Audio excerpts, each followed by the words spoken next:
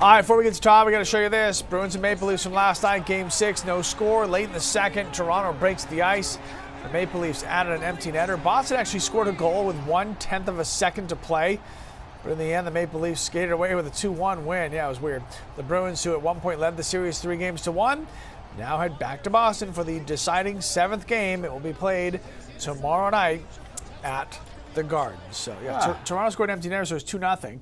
And then the Bruins scored with literally .1 left. They had to review it because Toronto's celebrating game's over because the horn went off. Yeah. But they actually did score. Doesn't matter. I mean, they just dropped the puck. And Only matters if you happen to be betting on the game and that one goal made a difference. Because if you took Toronto to win by 2, to win by 1.5, they only won by 1.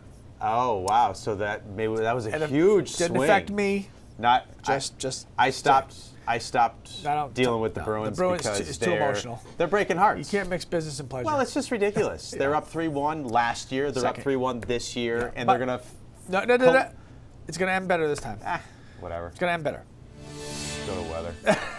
It's just so frustrating watching that team.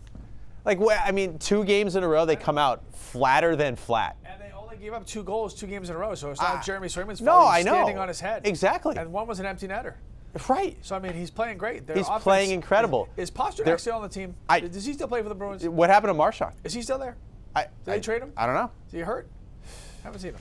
So. Let's send out like a. And the worst part about it is. Let's do a silver alert for those Here's guys. the worst part. Let's do a silver alert for Marchand. Silver alert for Pasternak. Right. Well, Marchand is at least old enough for it. The worst part about it is we can only see like the first periods of these games because they're on late and we have to go to bed. Fall asleep. And it's the worst period. They play like. Before the anthem's over, I'm asleep. We had some rain yesterday, and it was a healthy little drink for some of the plants that are starting to grow now, so everything's going to be greening up here the next couple of days, I think. Bangor had about a ½ an inch. That was the most. Rain is gone, but there is some fog out there, and it is locally dense. Lewiston, Freiburg, Berlin, New Hampshire, for instance, half-mile visibility. Current temperatures cool in the mid-40s. Water temp is 46, beginning to creep up. Before you know it, it'll be above 50 degrees, which, I mean, I think the kids go, right? Like your kids go in 50-degree water, don't they? Oh, yeah. Yeah, they don't care. Please. They don't care. High pressure is now nosing in, so we're going to get ourselves a couple of dry days, rain-free days.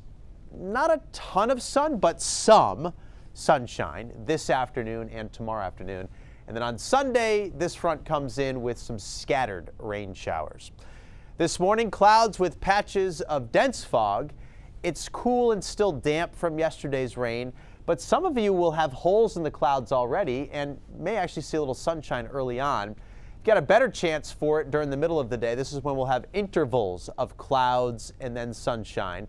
The wind at this point is still light, so this will be the mildest part of our day, with temperatures either side of 60 degrees. And then this afternoon, a cool breeze will kick up off of the ocean. It'll be a sea breeze, so our coastal towns will cool off quite a bit, back through the 50s. Inland towns go into the low 60s. There'll be some lingering breaks of sunshine through the evening, but clouds will tend to fill back in also through the evening hours. But in general, it's a benign day. Not too bad. Low 60s away from the coastline. Lewiston 61, Bangor 62, mid to upper 50s along the coastline. And then it does cool off as that breeze kicks up off of the ocean. Warmest spots will be Berlin, New Hampshire, Rangeley, Millinocket, Waterville. You know, the farthest away from that sea breeze you get, the better you're going to be with temperatures. Tomorrow, similar. Starts out cloudy, ends with some sun. Sunday, this front gets into the picture.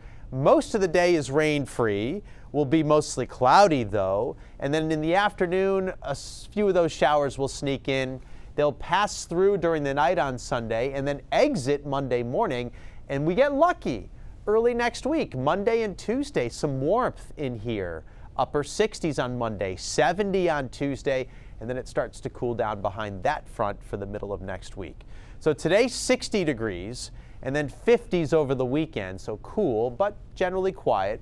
Warming up Monday, Tuesday. The timing isn't great, but we'll take it. And then we cool off for the middle of next week with our next chance for any showers coming in Wednesday into Thursday. Marine forecast sees 1 to 3 feet, northeast wind 5 to 15 knots. Partly sunny today with a high either side of 60. Tomorrow's a little cooler, mid to upper 50s with clouds giving way to some afternoon sunshine. Scattered afternoon showers here Sunday afternoon. Into the evening, we'll have some wet weather. Then we're clearing out on Monday. Tuesday should be beautiful. Pick of the next 7 days. And then we've got our next front to keep an eye on with some scattered showers Wednesday into Thursday. Yeah, Tuesday's great. Yeah, awesome.